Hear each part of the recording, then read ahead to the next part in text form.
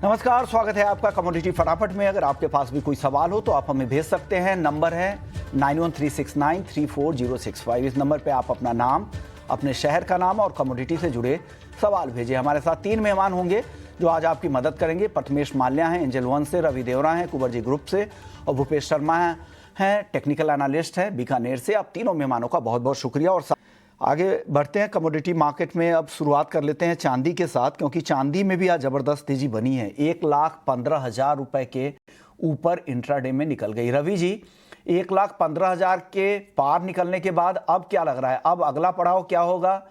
यहाँ कुछ मुनाफा वसूली करनी चाहिए, अभी वेट करें 1,20,000 1,25,000 के लिए?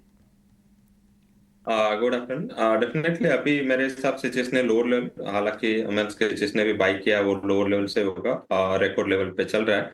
मेरे हिसाब से थोड़ा बहुत यहाँ पे रिस्क मैनेज करना चाहिए। इधर आप यहाँ पे 2 चीज कर सकते हैं। एक तो कॉस्ट कम करने के लिए 1,20,000 का कॉल ऑप्शन आपकी पोजीशन के सामने बेच सकते हैं, जिससे आपका कॉस्ट सिग्निफिकेंट रिड्यूस होगा और एक स्ट्रेटेजिकली आप यहाँ पे आप बाइंग पोजीशन में खड़े रह सकते हैं।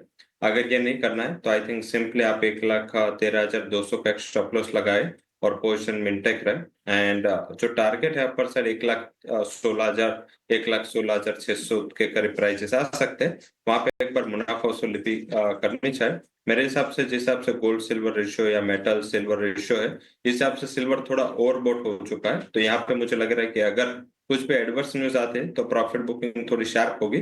तो इससे रिस्क मैनेज करने के लिए या तो आप कॉल ऑप्शन से आपकी कॉस्ट कम करें, या तो आप यहाँ पे एक बार मुनाफा वसूली के लिए सोचें। यहाँ से अभी भी ट्रेंड इंटेक्ट है, पॉजिटिव साइड का ही ट्रेंड है। बट मुझे लग रहा है कि बिफोर अभी फर्दर जो पड़ा है मुझे 1,25,000 तक दिख रहा है, बट उसके पहले एक प्रॉफिट बुकिंग आ सकती है 1,09,000 1,10,000 तक प्राइसेस में मुनाफा वसूली शार्प आ सकते हैं। तो अभी मेरे हिसाब से प्रॉफिट बुक करना एडवाइजेबल है। फिर से 1,09,000 1,08,000 तक करेक्शन आता है तो हम फिर से वहां पे बाइंग रिट्रेट करेंगे। बट ये लेवल मुझे लग रहा है कि थोड़ा ओवरबॉट लेवल है, यहाँ पे थोड़ा बचना चाहिए। तो यहाँ पे करंट लेवल पे ना खरीदे कि भाव में करेक्शन आए, नीचे का मौका मिले फिर आप खरीदे, ये सलाह है रवि जी की तरफ से। चलिए कुछ सवालों के जवाब भी ले लेते हैं। अरविंद जैन है राजस्थान से, 15 दिन के लिए चांदी में स्ट्रॉन्ग सपोर्ट लेवल बताएं। भूपेश जी, स्ट्रॉन्ग सपोर्ट लेवल कौन से हैं 15 दिन के लिए?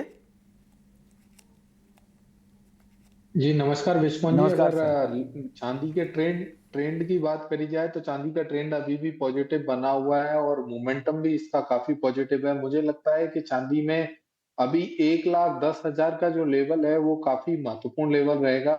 और चांदी में 1,10,000 के आसपास कहीं भी बाजार मिलता है तो इसमें लॉन्ग ये जो 15 दिन का प्रश्न पूछा गया है उस हिसाब से ये लेवल काफी अच्छा रहना चाहिए। मुझे नहीं लगता कि आने वाले 15 दिन में ये लेवल टूटना चाहिए। अभी भी आपकी खरीदारी की सलाह है, वापस से 1,15,500 तक के टारगेट आप दे रहे हैं। महावीर है बंगलुरु से, 20 जुलाई से पहले सोना क्या $3,200 और चांदी $34 तक आने की उम्मीद है? इतनी बड़ी गिरावट आपको लगती है क्या प्रथमेश जी? थिंक जिस हिसाब से फैक्टर्स दिखाई दे रहे हैं मैक्रोस के, मुश्किल दिखता है। बट ग्लोबल इकोनॉमी है, कोई भी इवेंट आ सकता है तो उसको रोल आउट नहीं कर सकते। बट फिलहाल के लिए सारे फैक्टर्स जो है गोल्ड और सिल्वर के लिए सपोर्टिव है। ऐसे कुछ भी नहीं है जो यहाँ पे ट्रेंड को रिवर्स करते हैं। है नीमच से, चांदी फिर से 1 लाख तक आने की संभावना है क्या? क्या लग रहा है रवि जी, चांदी 1 लाख तक लग रहा है आपको? पॉसिबिलिटीज कम लग रहे हैं। मुझे लग रहा है कि जो 1,06,000 का सपोर्ट बना था प्रीवियस वीक, आप देखे तो कुछ भी नेगेटिव न्यूज में, वो 1,06,000 1,05,500 का सपोर्ट है, वो ब्रेक नहीं कर रही थी। तो मेरे हिसाब से ये सपोर्ट अभी मानना चाहिए। 1 लाख मीन्स के आ सकता है, ऐसा कुछ नहीं। मार्केट है, वोलेटिलिटी है, कुछ भी हो सकता है। बट अभी पॉसिबिलिटीज कम दिखाई दे रहे हैं। और अगर आपको बाइंग करना है और डिप की वेट कर रहे हैं तो मेरे हिसाब से 1,06,000 से 1,05,500 का लेवल भी एक अट्रैक्टिव लेवल मानना चाहिए। और नया बेस बन चुका है। एंड ओवरऑल 1 लाख के वेट ना करें, 1,06,000 1,05,500 करीब आए तो इधर अगर आपको कॉस्ट कम करनी है तो तब 1 लाख का आप जो भी पुट ऑप्शन है वो बेच के आपकी कॉस्ट सिग्निफिकेंट डाउन कर सकते हैं। इधर आप यहाँ पे 1,06,000 पे बाय कर सकते हैं। मुझे लग रहा है कि वो बेटर लेवल हो सकता है। परवीन है हिसार से, 1,07,900 के लेवल पे 5 लॉट चांदी इन्होंने शॉर्ट कर रखी है। टारगेट और स्टॉप लॉस जानना चाह रहे हैं। प्रथमेश जी, इन्होंने काफ़ी के नीचे के भाव पे शॉर्ट कर रखा है, अचानक से अब तेजी बढ़ गई है, क्या करना चाहिए? 107,900 काफी आउट ऑफ द मनी है। हालांकि मैं रूल आउट नहीं करूंगा यहाँ पे 1,15,000 1,16,000 ये थोड़ा सा रेजिस्टेंस के तौर पर देखा जाएगा और पॉसिबिलिटी इस वोलेटिलिटी में करेक्शन जो है 3,000 4,000 आ जाए। हालांकि हम कोई फैक्टर ऐसा हो जहाँ पे करेक्शन आ जाए और उसका वेट करेंगे, बट आइडियल सिचुएशन में सिल्वर और गोल्ड दोनों ही वोलेटाइल कमोडिटी है और इन कमोडिटीज में स्टॉप लॉस लगाकर ही काम करना चाहिए, अदरवाइज इसमें नहीं करना चाहिए। बिना स्टॉप लॉस के ट्रेड ना करें, मार्केट काफ़ी वॉलेटाइल है, खास करके चांदी तो और नेचुरल गैस इतनी वॉलेटाइल रहती है कि आपको कभी भी ट्रेड से बाहर कर देगा, तो हमेशा रिस्क मैनेज करके ही जाएं। गोपाल हैं दिल्ली से, 96,850 के भाव पर सोने में खरीदारी की है। भूपेश जी, क्या करना चाहिए? 96,850 ये बाइंग का लेवल है, क्या करें अब? जी, मुझे लगता है कि गोल्ड थोड़ा अंडर परफॉर्म कर रहा है चांदी की तुलना में, परंतु ओवरऑल ट्रेंड इसका भी पॉजिटिव बना हुआ है, मोमेंटम भी पॉजिटिव है। करंट भाव की बात करें तो करंट भाव पर भी इसमें खरीदारी करी जा सकती है, जिसका स्टॉप लॉस 98,080 के नीचे का रखें। अपसाइड में इसके लेवल 98,550 98,750 तक के संभावित रहेंगे। अगर लॉन्गर टर्म का कोई नजरिया है तो 99,400-500 तक के भी लेवल बहुत आसानी से देखे जा सकते हैं। तो ये सलाह है गोल्ड को लेकर, 98,750 तक के टारगेट आप दे रहे हैं। अगले दर्शक हमारे साथ विनय मिश्रा हैं, कच्चे तेल में ऑप्शंस की स्ट्रेटजी जानना चाह रहे हैं। रवि जी, ऑप्शंस का ट्रेड क्या है क्रूड में? मेरे हिसाब से जो आज यूएस प्रेसिडेंट के ओर से जो अनाउंसमेंट की मार्केट वेट कर रहा है वो थोड़ा क्रुशियल होगा कि रशिया के ऊपर वो क्या अनाउंसमेंट आता है। हालांकि अच्छी रैली ऑलरेडी आई है, तो कॉल ऑप्शन ही बेटर रहेगा। यहाँ पे क्रूड की 6,000 के कॉल ऑप्शन 98 के करीब बाय कर सकते हैं। 60 का स्टॉप लॉस होगा, 160 तक के टारगेट आते हुए दिख सकते हैं। अभी मेरे हिसाब से जो फंडामेंटल्स थे वो प्राइस इन हो चुके हैं, तो थोड़ा वेट करें या आप कॉल ऑप्शन से यहाँ पे बाइंग में जाए। ऑल ओवर ट्रेड वाइज ऐसा लग रहा है कि एक बार 6,040 से 6,050 तक की शॉर्ट कवरिंग यहाँ पे आते हुए दिख सकते हैं। अभी अनाउंसमेंट क्या आएगा उसके ऊपर टोटल फोकस मार्केट का होगा, पर उसके पहले थोड़े रिस्क मैनेज करके आप यहाँ पे 6,000 के कॉल ऑप्शन बाय करके चल सकते हैं। ओके, तो 6,000 के स्ट्राइक की आप यहाँ पे कॉल ऑप्शंस खरीद सकते हैं। 40-50 रुपए तक की यहाँ पे तेजी आने की उम्मीद लग रही है। चलिए, उनका स्वागत है और आप देख रहे हैं कमोडिटी फटाफट। हमारे साथ तीनों मेहमान बने हुए हैं, प्रथमेश माल्या, रवि देवरा जी और भूपेश शर्मा जी। आप तीनों मेहमान बने रहिए। इससे पहले किसानों के लिए एक अपडेट ये है कि जो भी किसान अपनी समस्याएं हमें भेजना चाहते हैं वो हमें भेज सकते हैं 9136934065 पे। अपने खेत का वीडियो बनाएं, जो भी खेती कर रहे हैं उससे जुड़ी हुई कोई भी दिक्कतें हैं, उससे जुड़ा हुआ सवाल मैसेज भी आप भेज सकते हैं। वीडियो बनाने की भी ज़रूरत नहीं है। अगर वीडियो नहीं बना पा रहे हैं तो आप नॉर्मल मैसेज के जरिए भी भेज सकते हैं। हालांकि मैसेज किसानों के कम आ रहे हैं, लग रहा है देश के किसान अब खुशहाल हो रहे हैं, उनकी दिक्कतें ख़त्म होती जा रही है, इस वजह से सवाल भी उनकी शिकायतें भी कम आ रही हैं। चलिए, एक दर्शक है, उनका सवाल ले लेते हैं। एग्री मार्केट पर ही वो पूछना चाह रहे हैं, किसानी हैं, करण विश्नोई हैं, जीरे का प्राइस आउटलुक जानना चाह रहे हैं। जीरे का प्राइस आउटलुक क्या है रवि जी? मेरे हिसाब से शॉर्ट टर्म में जीरा है वो एक रेंज में 19,200 से 20,000 तक ही रहेगा। डिमांड टर्म से इतना डेफिसिट है, इन पर्टिकुलर सप्लाई अभी भी देखे तो वहां पे नॉर्मलाइज हो रही, but all over situation wise लग रहा है कि 20,000 के लेवल के ऊपर स्टेबल होना थोड़ा मीन्स के मुश्किल है। लेवल स्पेसिफिक अगर कोई ट्रेड करना है तो आई थिंक अगर आप डेरिवेटिव में करते हैं तो 19,800 के करीब जो अगस्त कॉन्ट्रैक्ट है वो बेच के चले 20,100 का स्टॉप लॉस होगा और 19,000 से 19,200 तक के टारगेट आते हुए दिख सकते हैं।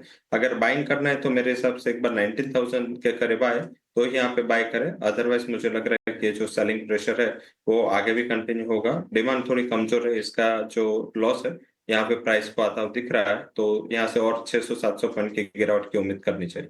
ओके, बाकी मसालों पर आपकी राय क्या है भूपेश जी?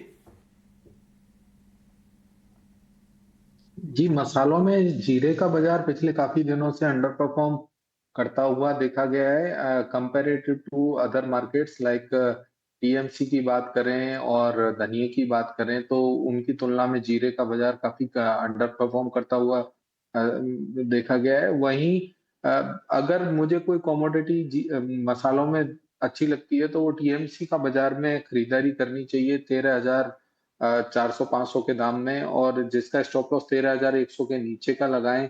अपसाइड में 13,900, 14,100, 14,500 तक के भी लक्ष्य संभावित रहेंगे। आपके चैनल पे बार-बार मैंने धनिया लेने की सलाह दी थी, 7100, 7150, 7,000 में। अभी बाजार ऑलरेडी 7,800, 7,700 हो चुका है। मुझे अभी भी धनिया का बाजार काफी अच्छा लगता है, और मुझे लगता है कि तीनों कमोडिटी में ये आउट परफॉर्मेंस इसकी जारी रहनी चाहिए। अपसाइड में 8,100 तक भी संभावित रह सकते हैं दाम। तीनों मसालों में आपको धनिया ज़्यादा पसंद है। एक दर्शक है, दिनेश है महाराष्ट्र से, कपास खली का 3,450 के भाव पर हाजिर में 500 बैग खरीदारी की है। रवि जी, क्या लग रहा है आपको? 3450 काफ़ी ऊपर के भाव पे खरीदारी है, 500 बैग इनके पास, क्या करना चाहिए? यहाँ पे देखें तो जो दूर से दूर कॉन्ट्रैक्ट है वो भी ये लेवल पे नहीं है, तो आई थिंक मुझे लग रहा है कि हायर लेवल पे स्पॉट में थोड़ा मंस के बाइंग जो किया है वो शायद आपके मंस के रिकॉर्ड प्राइस पे बाइक हुआ है।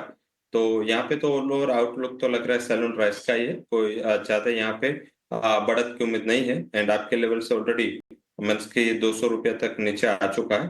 तो अभी क्या करें, थोड़ा उछाल आने दे मंस के। अगर आपको कपास खली के जो नया कॉन्ट्रैक्ट है अगस्त, वो 3280 एंड उसके बाद वाला कॉन्ट्रैक्ट अगर 3440-50 आपके कोस्ट के करीब मिले तो एक बार हेज कर ले। वहां पे आपकी जो पोजीशन है उसके सामने एनसीडीएक्स की पोजीशन में बेच दे। मुझे लग रहा है कि जैसे मन जाएगी प्रीमियम कम होगा और यहाँ पे थोड़ा थोड़ा करेक्शन आना स्टार्ट होगा, तो ये बेटर है कि करीबन मींस के आपकी कोस्ट से कुछ ज्यादा फार कॉन्ट्रैक्ट दूर नहीं है, तो वो फार कॉन्ट्रैक्ट बेच के आप अपनी पोजीशन को हेज कर ले।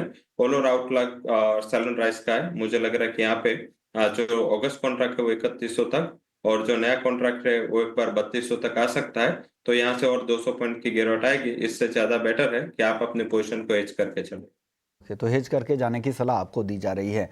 ग्वारसीड ग्वारगम आज के सत्र में खरीदारी लौटी है। भूपेश जी, क्या ये खरीदारी जारी रहेगी क्या? जी, मुझे लगता है सर, इसका इम्पैक्ट जो बारिशों का इम्पैक्ट है वो ग्वार और गम दोनों के भाव पर ऑलरेडी आ चुका है, और जितनी बारिशें होनी थी उसके इनवर्स इसमें चाल जो देखी जानी थी वो ऑलरेडी आ चुकी है। मुझे लगता है यहाँ से बाजारों में अभी तेजी कंटिन्यू करनी चाहिए। 5,350, 5,450 तक के भी लेवल आने वाले 10 से 15 ट्रेडिंग सेशन में देखने को मिल सकते हैं। कुल मिला के 5,150 अब एक बेस प्राइस बन चुका है। मुझे नहीं लगता कि ये जो भाव हैं ये आने वाले समय में टूटने चाहिए। अगले दर्शक हमारे साथ हर्ष हैं, जयपुर से, नेचुरल गैस की स्ट्रेटजी जानना चाह रहे हैं। प्रथमेश जी, एनजी में क्या करना चाहिए? फ्यूचर और ऑप्शंस दोनों में राय दे दीजिएगा। ऑप्शंस में 295 की स्ट्राइक का कॉल बाय करना चाहिए। 13 रुपए के प्रीमियम पे मिलेगा ये। 9 रुपए का स्टॉप लॉस लगाए, टारगेट 23 रुपए के रखे। सिमिलरली जुलाई कॉन्ट्रैक्ट फ्यूचर्स में नेचुरल गैस को बाय करे 296 पर, 292 का स्टॉप और ऊपर में टारगेट 306। तो ये सलाह है 295 के स्ट्राइक की कॉल खरीदने की सलाह प्रथमेश जी की तरफ से है। कृष्ण है दिल्ली से, कॉपर पर राय जाना चाह रहे हैं। रवि जी, कॉपर में क्या करना चाहिए कृष्ण को? कॉपर में थोड़ा जो ये टैरिफ का रिस्क के हिसाब से प्राइसेस में मींस के आज गिरावट आई है, बट ओवरऑल मुझे लग रहा है कि यहाँ पे थोड़ी स्ट्रेंथ है। थोड़ा एक और 878, 876 के करीब सपोर्ट अच्छा है, तो बाय एंड डिप्स की स्ट्रेटेजी रखे। अगर प्राइस 876 के करीब आज इवनिंग या कल पे मिलता है, क्योंकि कल चाइना के जीडीपी एंड इंडस्ट्रियल डेटा है, तो उसके बाद शायद अगर ये आपको ये लेवल पे मिल जाए तो वहां पे बाइंग की अच्छी अपॉर्चुनिटी है। ऑल ओवर आपका स्टॉप लॉस 867 का होना चाहिए, और फिर से 898 तक के लेवल आपको आते हुए दिख सकते हैं, तो वहां पे बाय एंड डिप्स का स्ट्रेटेजी रखें। आउटलुक क्लियर लग रहा है कि जो करेक्शन आया है उसका सबसे बड़ा रीजन टैरिफ है। जैसे थोड़ी नॉर्मलाइज होगी सिचुएशन, यहाँ पे फिर से अच्छी रिकवरी लौट सकती है। जिंक बताइए रवि जी, 0.5% नीचे है, जिंक में क्या करें? जिंक में मुझे लग रहा है कि यहाँ पे थोड़ा वीकनेस है, क्योंकि पर्टिकुलर ये कमोडिटीज में लगातार जो इन्वेंट्री है वो एक बेसिक नेगेटिव फैक्टर बना हुआ है, और इस हिसाब से 260 के ऊपर स्टेबल नहीं हो पा रहा है। यहाँ पे शॉर्ट की सलाह रहेगी, 255 का टारगेट होगा, एंड 260.60 के स्टॉप लॉस के साथ जिंक में बिकवाली कर सकते हैं। जुलाई कॉन्ट्रैक्ट की स्ट्रेटेजी। ओके, आपकी टॉपिक क्या है बेस मेटल्स में प्रथमेश जी? कॉपर को बेचना चाहिए जुलाई कॉन्ट्रैक्ट 885 पर, 889 का स्टॉप और टारगेट 875 के लिए। 75 के टारगेट के लिए कॉपर आपकी बेचने की सलाह है। आपकी राय भूपेश जी बेस मेटल्स पर? जी, बेस मेटल्स में ऑलरेडी मार्केट करेक्ट हो चुके हैं। मुझे लगता है 876 878 के आसपास एक कॉन्ट्रेरी व्यू लेना चाहूंगा कॉपर में, जिसका स्टॉप लॉस 874 के नीचे का रखें। मार्केट पुल बैक लेकर 891 894 के लक्ष्य एक बार पुनः दिखाना चाहिए। ओके, शुक्रिया भूपेश जी आपका, रवि जी और प्रथमेश जी आपका भी बहुत बहुत शुक्रिया। आप लोगों ने वक्त निकाला, दर्शकों को गाइड किया कि उन्हें क्या करना है कमोडिटी मार्केट में। कमोडिटी फटाफट को ही समेटते हैं, बाकी खबरों के लिए आप बने रहें हमारे साथ। नमस्कार।